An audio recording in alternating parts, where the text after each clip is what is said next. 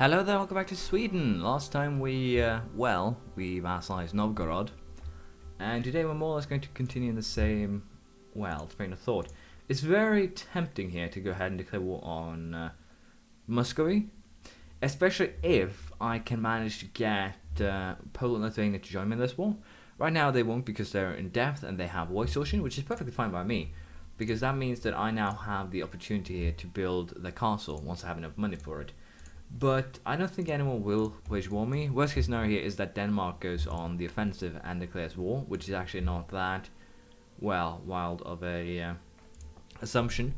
Denmark still has their pretender rebels to deal with, so they're not completely out of the rough just yet, which also means that I have a little bit of more, movement room, if you will. Now, Pomerania is no longer interested in ally, if I'm completely certain. No, Pomerania will allow the alliance, and as you see, they're not rival with anyone I would find important, so we're going to go ahead and accept said alliance. I'm also very tempted to ally Brandenburg, because they have their callback, I think. No, they don't. So, but even so, Brandenburg army is probably late game going to be quite powerful, and they're probably going to be Protestant, so allying them is not a bad idea, and it will just keep me safe now for the Brandenburg part, especially considering that, as you can see, Pomerania has 10,000 men, Brandenburg only has 4,000 though, but I think they've just come out of a war. So all in all, in terms of troop numbers right now, I'm pretty sure Muscovy is quite a, higher, 29,000 men, 11,000, in reserve. Poland, as you can see, have 17,000. I have no idea how many Lithuania has, but you can assume they have about 20,000 as well. So in theory here, I could use that to my advantage. We're also going to start converting Lapland, because hopefully we can get that done before we end up in trouble. And military tech wise, as I said, we'll focus on getting to 5, and then we'll go over to admin tech. So we're almost there. And again, if I could, I would be thrilled to declare war right now, but I can't. 23 army tradition for 22 ducats, that is a good deal, and that's one that we will graciously accept. Now, in terms of fort maintenance, I could probably just turn these off without having too much of a problem. I do definitely want to get the Princess's Nest Castle achievement, so we're going to do just that. And again here, I can understand that, as you see, no one here really wants to join. Everyone is in debt, so we'll wait until people are a little bit more inclined to war. And when I declare war on Denmark, I'm a little bit unsure if I actually take anything from them. I might just take Sjælland, just to, mess them off. I do have a claim on that. And it will also allow me to block Denmark completely. I might also just go ahead and force them to release Norway right away. That could also be something that I might do. So, there's a lot of possibilities there, but I'm a little bit unsure just what I'll do and how things will play out, but we'll figure that out as we go. Switching to admin now, that we have military tech 5, standardized pikes. Combat width increased by 2, infantry shock by 0.15, and we get 3 new types of infantry. So again, it's a rather important, I dare say, upgrade to have in the early game, and it'll definitely help out.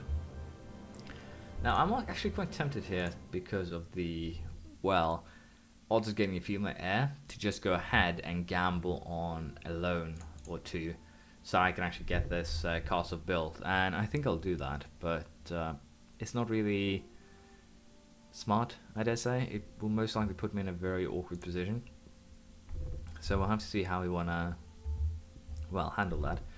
Also just formed a personal union with Hungary, meaning that they currently are in a position where it'll be hard to deal with them. They already waged a war on Bohemia here, successfully I might add. So I might have to, in the late game here, try and get France on my side. I don't see any other way right now than doing that, especially considering just how aggressive Austria's been in the early game, and also how successful they've been. Beating Bohemia, getting Hungary in a union before, 10 years have passed. Well, a little bit more than 10 years, but you get my meaning. So we'll have to see how we want to handle that.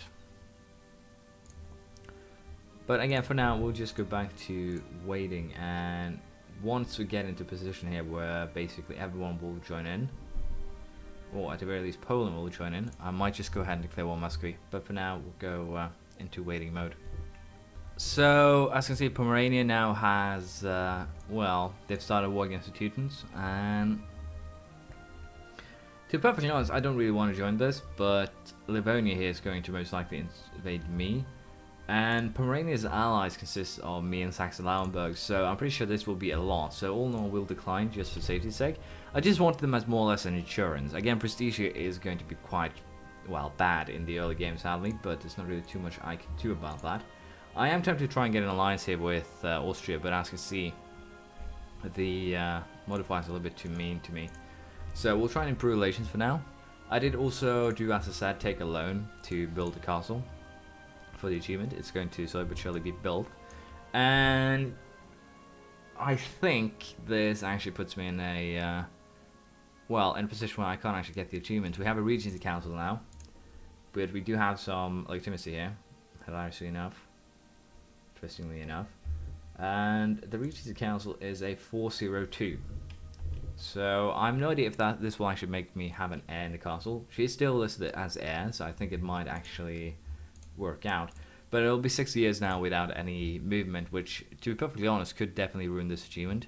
The only thing I could really do now is just work on getting alliances, and as you can see here, Pomerania is getting beaten, and I would not sacrifice my meager manpower here to actually try and help them out. It would just be too costly. So with that said, we'll start improving relations with some of the bigger powers here, in the hopes of being able to set up alliances with them to help me expand a little bit quicker. I definitely need to get Livonian Order under my belt. I definitely need to get Novgorod, basically grow them a bit. I'll probably keep them until late game, the Reformation hits, so I can go, or basically I'll just keep them around until I go Protestant. That will be the plan. And then I'll annex them because the conversion rates will be a little bit higher then. But we can at least take temples here. Level 4 admin tech, I can now build a temple. And with next level we'll be able to get national ideas. And in terms of that, I'm a little bit unsure what to get first, but I'm thinking just going influence again, because it's just so useful. Diplomatic annexation costs will be very useful for Novgorod. The -20 aggressive expansion will be helpful, but it doesn't seem like there's too many coalitions. But of course diplomatic reputation, relations, and well, basically everything here is kind of useful. So I think we'll just save our diplomatic points to, well, do as much of the influence tree as possible. Also because of the fact that our ideas here are pretty powerful with discipline, legitimacy. So I think that is a decent thing to do. Now the castle here is going to take, as you can see, a couple of years, so we don't really have much choice here but to sit and wait. So unless something interesting happens, I'll just allow the Regency Council to run its course. There we go, achievement unlocked. The princess is in this castle. It actually worked, so thankfully that was good. Sadly, it will now cost me more money, but I think we'll just keep this one. It might become useful, I guess.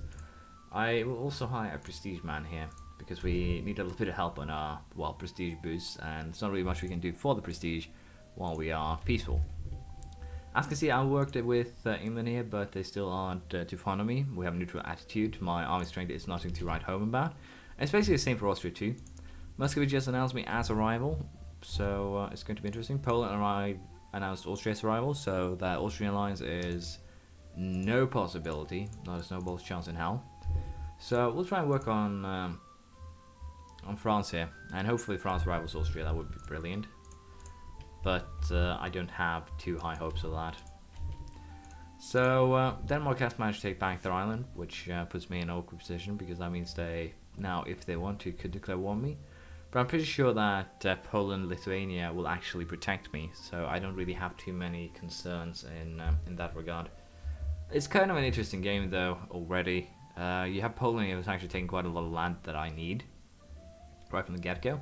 Teutons here actually more or less annexed Pomerania, which actually puts them in an interesting position where I'd like to potentially ally them.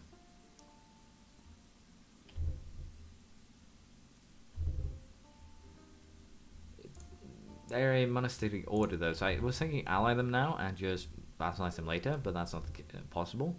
But they're definitely in an interesting position. They are not part of the Holy Roman Empire, but right now it's very interesting to just go on the offensive and attack them. The only problem, of course, is that Poland is interested in the area, so that would probably break that alliance. I need Poland around until I get more powerful. That's basically the only... Poland is only allied with me, though. So again, I just need Poland around until I've subdued Muscovy, Denmark, and Norway, and then I can probably start acting more out on my own and start limiting Austria's power. Just start destroying as much as I can the, well, Austrian Holy Roman Empire. Hilarious enough here, Austria is currently at war with the Ottomans because Crimea did, as usual, invade Genoa. So the Ottomans is currently at war with Austria, Hungary, England, Leinster, Flames, Milan. The Ottomans might actually break from this because that's a pretty powerful coalition here if we just go on the war map. The Ottomans are basically at war with, well, a large part of Europe. So it's going to be quite interesting to see just how they pull this off. And if things go well, Ottomans might actually take down Austria a notch. Damage, no, Venice took Albania? But I'll go back to reading duties, and hopefully we will be able to wage war in a couple of years. Not surprisingly here, the Teutons bit up more than they can chew. There's Pomeranian separatists there, but I think the Teutons will be able to handle this. It's just a matter of how. One of the stacks actually went into Poland, which kind of saved their ass. I have no idea why it went there, but Teutons did get a little bit of a relief from that, so not a good thing for us, I dare say. It's going to be also very interesting, as I said. I do need the coastline, and Poland is currently occupying quite a large part of that. So we'll have to see how we want to handle this, but of course Denmark is also a prime target just for trying to take the entire thing. So I'm a little bit unsure I want to do this, but I think we're going to just declare war on Muscovy first, because Muscovy is only allied with Denmark. And I think I'm just going to call Denmark in as a co-belligerent, because Verden is not really a big land. Although the Norwegian translation of the word will be the world, quite literally. It's just a tiny bishopric that does not pose any, well, significant danger. So I'll have to see here. Poland seems to be at war now with how they're recruiting troops. They're not. It was just the rebels that threw them off a little bit. But Poland does have a fair amount of troops now. They have 20,000 of their own. And then you have Lithuania with probably another 20,000. So even if Muscovy do have, as you can see, 31,000 men, they aren't that much of a problem. They are definitely something we can deal with. I have 11,000. We have Novgorod with 7. But then you have to consider, of course, that Yaroslav, Pskov, and Perm all have troops of their own. But I don't think that should be too much of a problem. Muscovy will most likely focus on Lithuania, Poland, I think. So we'll more or less just focus on Denmark on our side, and leave the rest to, well, the others to wage war. Now I'll probably also have to, well, make both of these fortresses work for their money, per se. So, seeing as we're getting closer to, well, the age of war, if you will, I'm going to just improve our maintenance to maximum. As you can see, the cost is actually quite high. So, I think we're just going to fire up the Denmark fort for now. And I'm very tempted to fire the Prestige dude, because I do get a lot of administrative power even so. And Christina is a very good 553, so I should be fine even when firing. I just need that extra bit of money, and hopefully we can regain a lot of our prestige in this war, which will definitely be helpful. I'll probably have to hire a general, to be perfectly honest, and that should be fine, I think. Wow, Poland just gave me a lot of money, 449 a month. Let's just be perfectly honest here, 449 is huge. It's basically half my budget. So we can now just leave every fortress ready. I think they're also seeing the same thing that I am, that I'm preparing for war right now, and decide to help me out. We can hire another longbow. And as soon as the truce time is up, we're probably going to go after Muscovy. So this is actually pretty great. I'm earning a lot of money, basically for no cost at all. And in terms of France here, we aren't even close to an alliance. Same goes for England. But the Austria here is definitely something that never will happen, unless, well, we might actually ally ourselves with Austria once it comes to beating Poland, but I kind of want to have Poland around for that war with Austria. National idea, first set. National ideas, well, production should just increase by 10%, and we can choose a group of ideas. As I said, I think we're going to go with influence, because they're just so useful. Income from vassals plus 25%. Sadly, we're getting very little diplomatic power right now, but it's going to change a lot once we get our new Queen, Christina the First Burenshold. Carl Philip 415. Seems like this is going to be the diplomatic weak game, which I'm perfectly comfortable with. And let's see, with our new Queen, we have 10, 7, 6. So we're actually quite viable now in terms of willpower. Now, Muscovy, how do you feel? Poland wants to join in. Polish manpower is apparently weak. Let's see, Poland. They have 2,000 manpower. That's actually quite a troublesome scenario, in worst case scenario here. I should be fine though, I think. Muscovy does have quite a bit of 26 manpower, 30,000 men. Lithuania, how are you doing on this list? 28,000, 14,000. I think we can win, but I don't feel like I want to gamble on it. So what we're going to do here is actually declare war on Denmark. And then call Muscovy in as a Cobra regiment. Well, we can't actually do that because, well, Poland likes them. Do you know what? We're going to wait until next time to figure out what we do. I'll take a little bit of thinking break, and I'll probably be back tomorrow. I doubt I'll be back later today, but definitely tomorrow. I'll see you then. Goodbye.